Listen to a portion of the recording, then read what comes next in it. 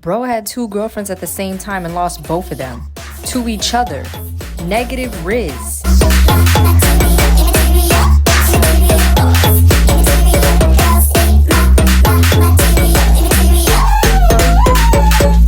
Hello everyone, my name is Jocelyn and I'm so happy you could be here with me today. I finally have some free time, so I'm recording another video, and today I want to talk about the breakout series and controversial K-drama, teen drama, K-drama made by American people. The Netflix original series XO Kitty, because ever since it came out, pretty much, there's a lot of understandable controversy surrounding it, and I just felt like I wanted to give my 2 cents on it because I genuinely think this show is so fascinating. So let's start from the beginning. I first heard of XO Kitty because of the Forever 21 collab, and I thought XO Kitty was some like irrelevant makeup brand, I'm not even gonna lie. But then I saw all the promotions on Netflix, like, oh, coming out soon, and I was like, oh, that looks cute.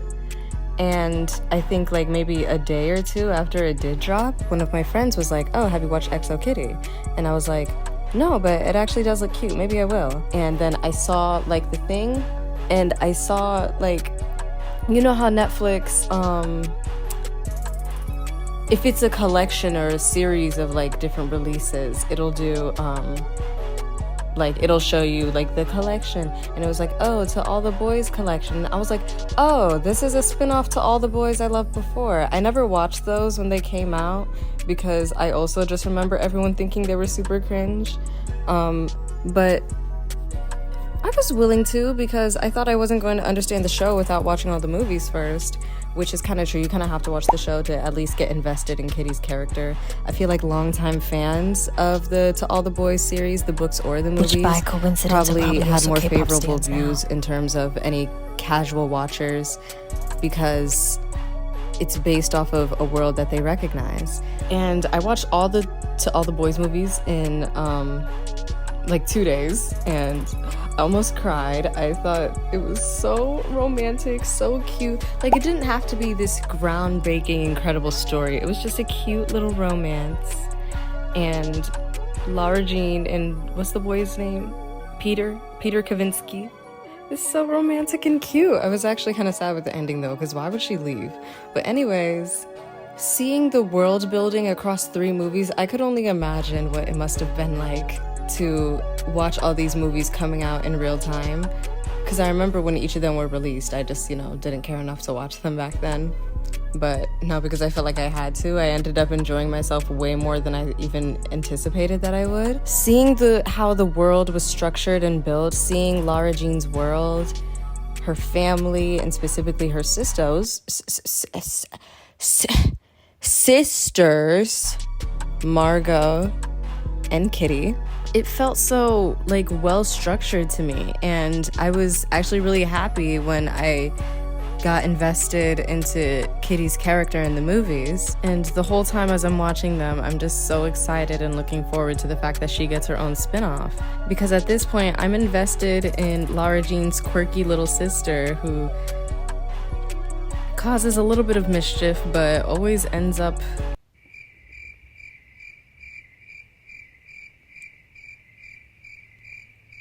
girl, I don't know. Always ends up saving the day. She really did, like, indirectly, even though, I mean, I feel like Kitty in the movies was a standard annoying little sister, but it was for the best because that was her character.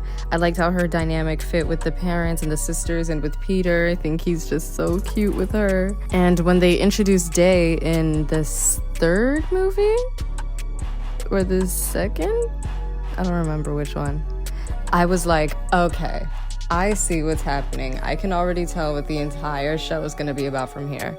My initial thoughts of what XO Kitty was going to be is I thought it was going to be an unserious but cute little rom-com about our 2 characters in a long-distance relationship who are both the respective matchmakers of their friend group, but somehow their own love life can only go so far. And I thought it was going to be about perhaps maybe 2 separate casts, one in Korea and one in America, and have all of Kitty's school friends going through their own little relationship problems, and she does what she does, and Dae doing the same thing with his school friends. And then during every episode, they would just communicate online like they would in the movies. And I thought, I don't know, she would end every episode saying XO Kitty, very as told by Ginger, you know. But then it wasn't that at all. I don't know where I thought that show was gonna go, but I didn't know it was gonna go there. I think it's so cute, by the way, that the school is called Kiss. Like, it's just so fitting. I think it's really cute. I don't know how I felt about Kitty just completely relocating to Korea. But I wasn't mad about it either. It was pretty interesting, her whole motive of wanting to be closer to her mom. As one of the, it's very important that one of the first lines that's ever said in this entire franchise is the fact that what is their last name? Is the fact that the Covey Girls' mother, Eve Song, died when Kitty, the youngest, was very, very young. Almost pretty much too young to remember her.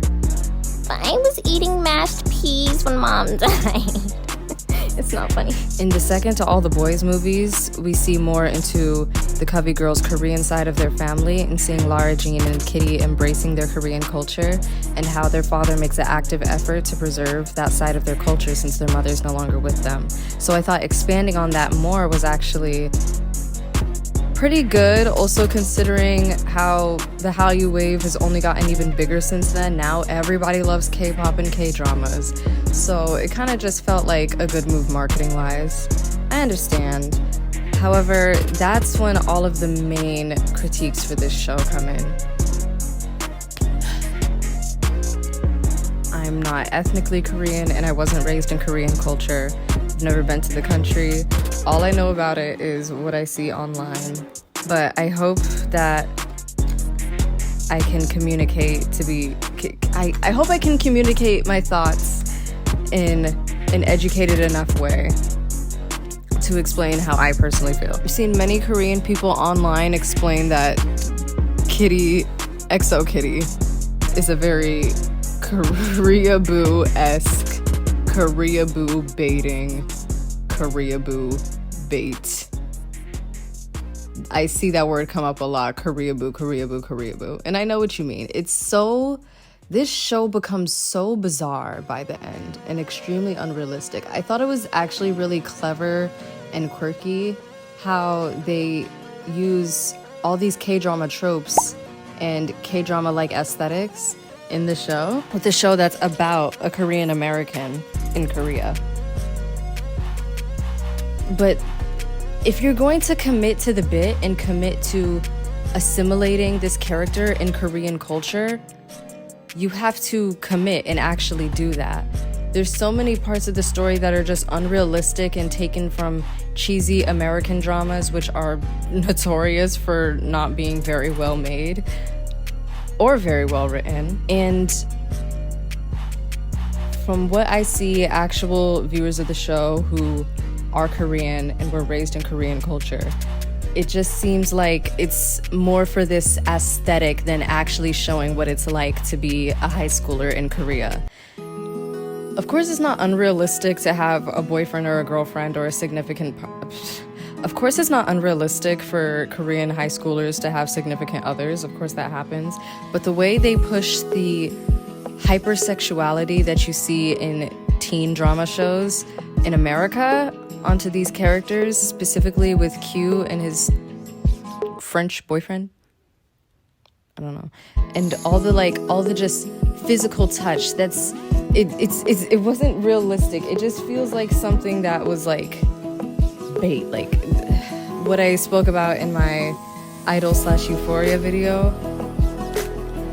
It just feels like it's just catering. It's catering to some sort of need. And I also thought it's very interesting and important to notice that Jenny Han, who is the creator of To All the Boys I Loved Before from the books and is Korean, had a role in creating this show. She is the creator. I'm not sure how much, but she's listed almost first on the credits in every single episode. So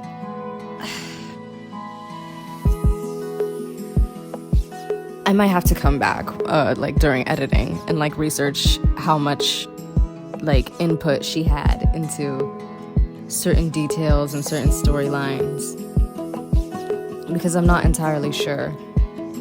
But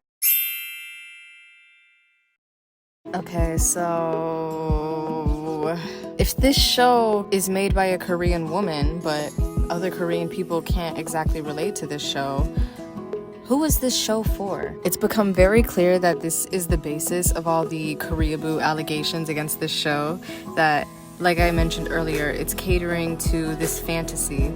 It's catering to the romanticized version of Korean culture that the Hallyu wave is promoting in the West. It's not up to me to say whether this is... Oh, it's 4:44 p.m. It's not up to me to say whether or not this is okay, whether this is harmful to the community. There's not going to be a yes or no, right or wrong answer. There's no verdict in this video. I'm just observing where I believe all of the stigma for this show comes from. Another very important aspect that I think has a lot to do with how this show is being viewed as accuracy in life in Korea is the fact that the protagonist and the actress who portrays Kitty, the actress who portrays her, Anna Cathcart, is visibly white, or at least white passing. Officially, Anna Cathcart is of Chinese and Irish descent. I read somewhere, I can't 100% confirm, that her mother is half Chinese, half white, and her father is fully white, which only makes her 1/4 East Asian. Not up to me whatsoever to determine how Anna Cathcart identifies, how much of Chinese culture she was raised in, if she identifies with that identity, and of course, if she should be portraying a half Korean girl on a show that's in Korea. It's not up to me to say this whatsoever, but I just think it's an interesting point to make, how a lot of people just thought it's very, I can't think of the word, convenient that this girl is at least white passing, so therefore the implication is that these koreaboos can self-insert as her and like, oh, I'm Kitty in Korea.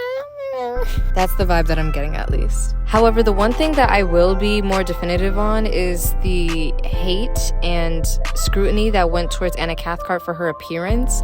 So many people, tons and tons of just comments upon comments talking about this girl's physical appearance and talking about her teeth, because her teeth aren't 100% perfectly straight. It was so weird how, like, I'm seeing all these, like, TikTok influencer doctor people on the app talk about like the placements of her teeth and like, oh, what's wrong with her teeth? And it's like all the comments saying how she's so ugly and there's stuff wrong with her teeth, absolutely unnecessary and unacceptable. She's a perfectly beautiful girl just the way she is, and those objective features about her should not even be in the conversation. Another reason why people said, oh, this is koreaboo baiting, is because basically the whole soundtrack consisted of K-pop songs. And I agree, when they started playing Icy during that chase scene, I was like, what the is going on? That was so random. It made sense in certain scenes. Like, I think it would have been a nice little touch to have some K-pop group songs in this soundtrack here and there. I really loved the ending scene of one of the episodes where Han by G-Idol was being played, because that's one of my favorite G-Idol B-sides. It's so good, and I never would have saw it working in a K-drama, but it worked so well. I think that was a good fit because it actually fit the vibe and the mood and the tone of that final scene. But then you're just playing for left foot, right, or whatever other song they played. The only ones I remember was G-Idol and Icy. Like, it worked for some, but at some points they were just overdoing it, and it just felt like they were just trying to get as many K-pop groups in as possible so someone could be like, hey, I know that song. That was, yeah, I kind of understand where people are coming from when they bring that point up, when K-pop songs would just randomly play.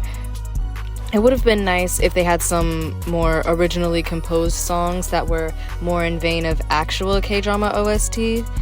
Or it didn't even have to be in the drama of a K-drama.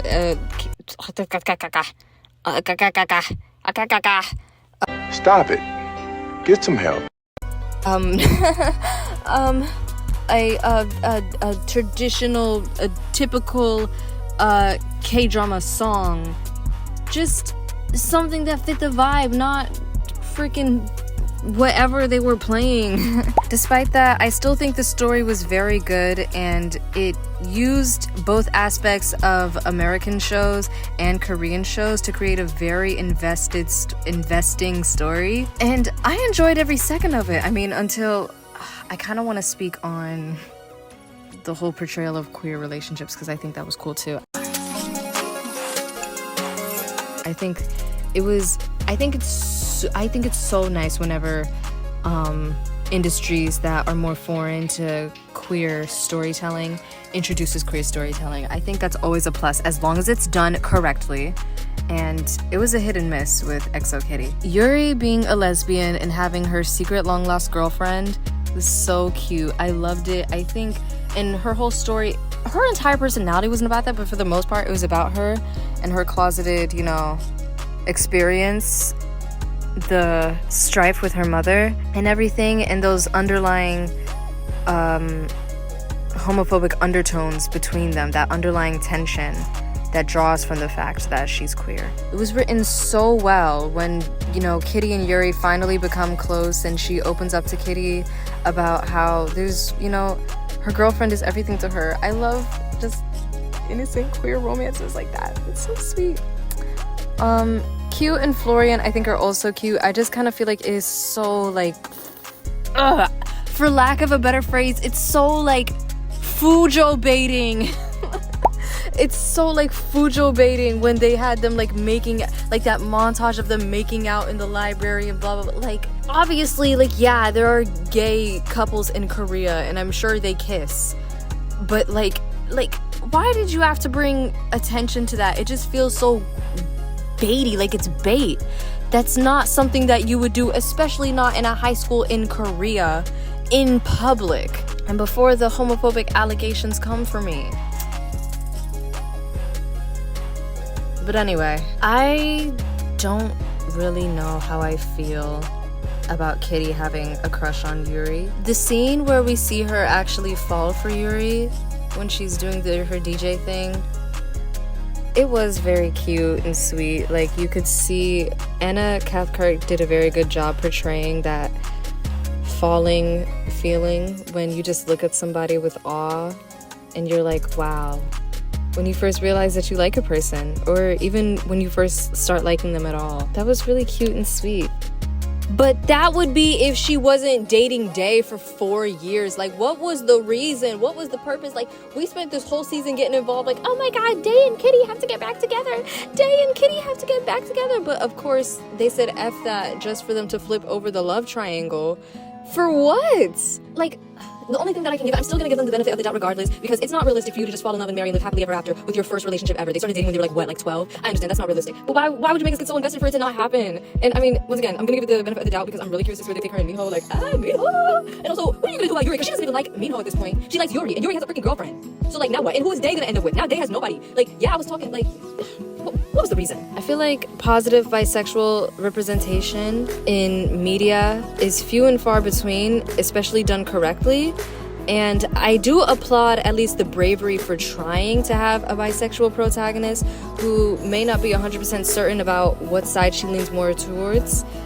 I applaud them for that. I have to. I'm very grateful that it at least wasn't in a distasteful way. My only thing is that it's just... what was the reason? What was the reason? That's all I have to say. I feel like it's quite obvious that XO Kitty was more about capitalizing on the piqued interest of Korean culture than actually showing that Korean culture.